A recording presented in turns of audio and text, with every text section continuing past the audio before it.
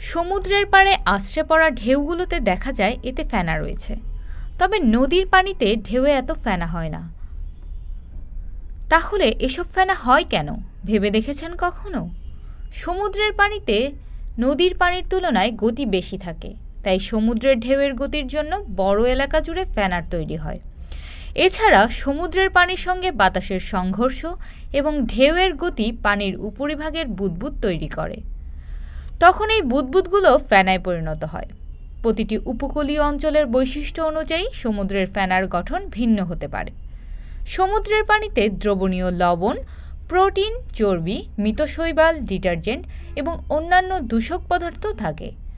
পাশাপাশি বিভিন্ন প্রকারের জৈব এবং কৃত্রিম উপাদানও থাকে। যদি আপনি এই সমুদ্রের পানি কখনো গ্লাসে নিয়ে জোরে নাড়েন, তাহলে পানির উপরে ছোট ছোট বুদবুদ তৈরি হবে। বড় আকারে ফেনার একটি সাধারণ উৎস শৈবাল।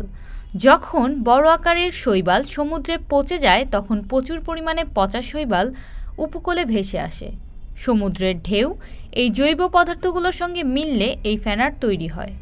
বেশিরভাগ সমুদ্রের ফেনা মানুষের জন্য ক্ষতিকর নয় এবং এটি একটি উৎপাদনশীল সামুদ্রিক বাস্তুতন্ত্রের লক্ষণ। তবে যখন বড় আকারের ক্ষতিকর শৈবাল উপকূলে পচে যায়, তখন মানুষের স্বাস্থ্য ও পরিবেশের উপর প্রভাব পড়ে।